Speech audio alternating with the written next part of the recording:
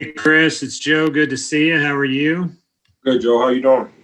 Doing great, thank you. It seems as though Teddy and Coach Rule, that everyone wants to turn you into a receiving tight end. Does part of you kind of laugh at, like, have you always been, or how would you consider yourself over the first several years of your career? Um, Definitely the first few years of my career, I was used mainly in the run game, but every offseason, I try to add, a few things to my game. Obviously, working on my route running and pass catching, and just knowing that it's always a work in progress. So it's good to know that there may be an opportunity to get that. Chris, this is Miles Simmons from Panthers.com. We saw a couple days ago, or maybe it was last week, I guess, that Teddy was out there working with you for a long time after practice ended. What did that mean to you, and what did you get out of doing that with him? I think it's a testament to not only how good of a leader Teddy is, but his attention to detail with his tight ends and receivers is really admirable.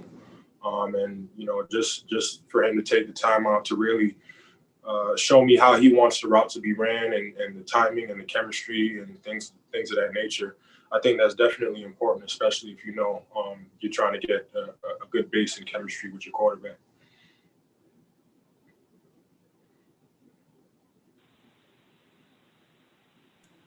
Chris, this is Nick Carboni from NBC. Hope you're doing well. Obviously, had a delay today to do more testing, and you guys placed a second player on the COVID-19 list. How are you guys kind of feeling right now? Obviously, numbers were 0 for you guys before this week, but about how everything is going and the atmosphere you guys are practicing in. I feel pretty good with the way the staff, our medical staff, our athletic training staff has been handling things. They've really done a great job.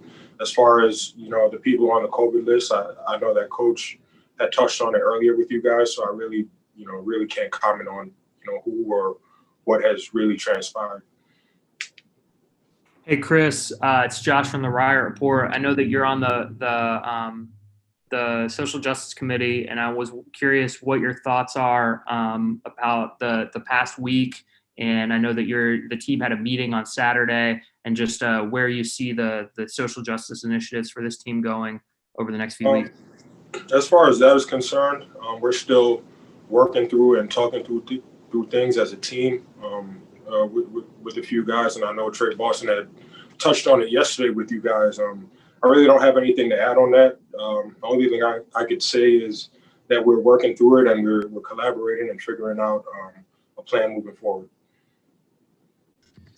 Chris, Matt told us today that Ian hyperextended his toe yesterday. Not asking you necessarily to play doctor, but do you get a sense on how he's doing, and just kind of if you would touch on the tight end group as a whole? I have no idea regarding that. I know our training staff will do a great job in whatever it is that's bothering him. But as far as the group is concerned, we have a lot of tough, hard-nosed guys that works really hard. And at this point, we're just still working through the grind of camp. And but I'm very pleased with the group of guys that we have in the room.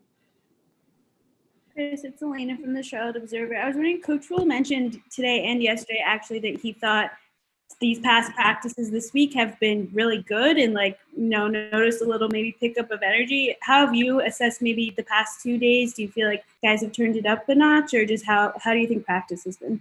I think practice is going well. I think everyone is really buying into what coach is asking for, and knowing that training camp, it really is a grind, right? So understanding that and knowing that we're less than 2 weeks out from a game.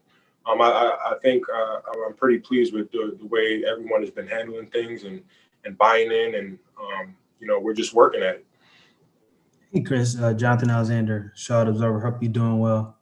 I'm wondering, what do you think about Ian Thompson's growth this offseason, as a pass catcher and a blocker as well?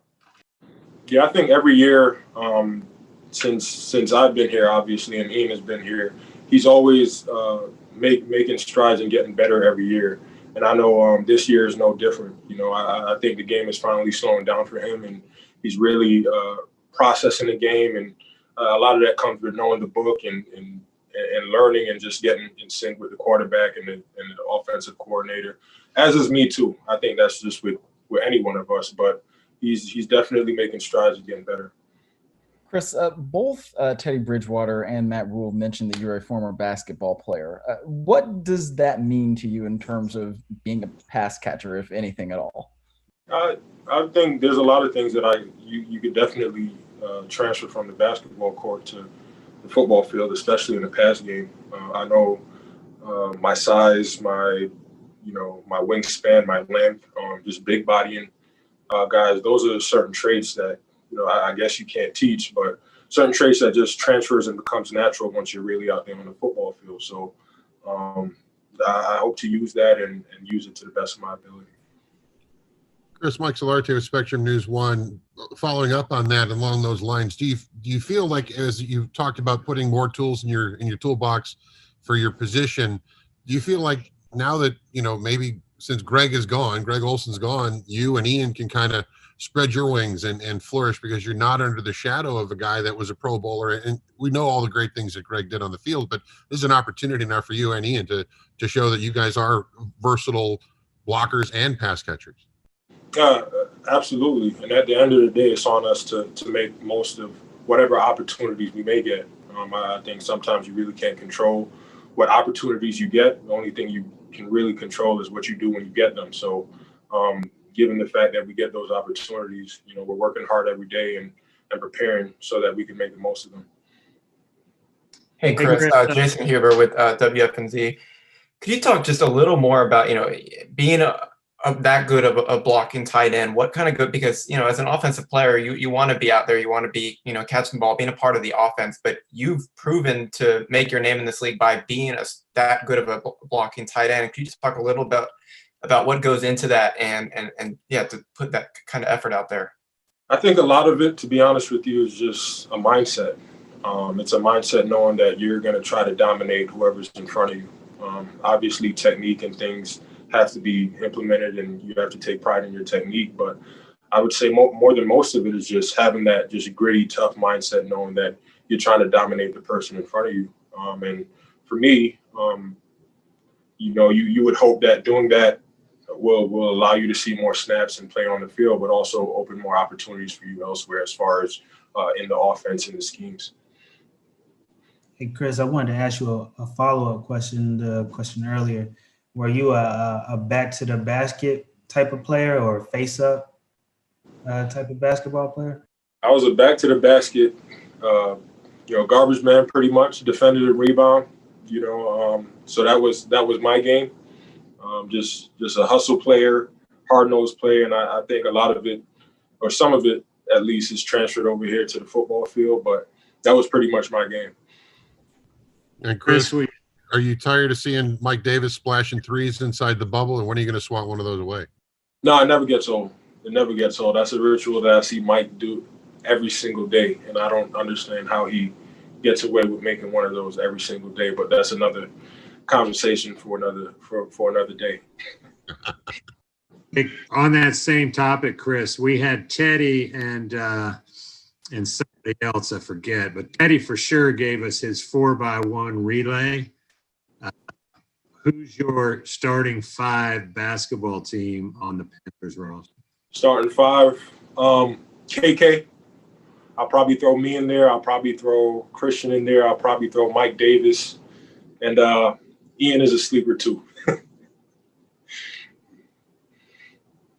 right. Does anybody have any last questions for Chris?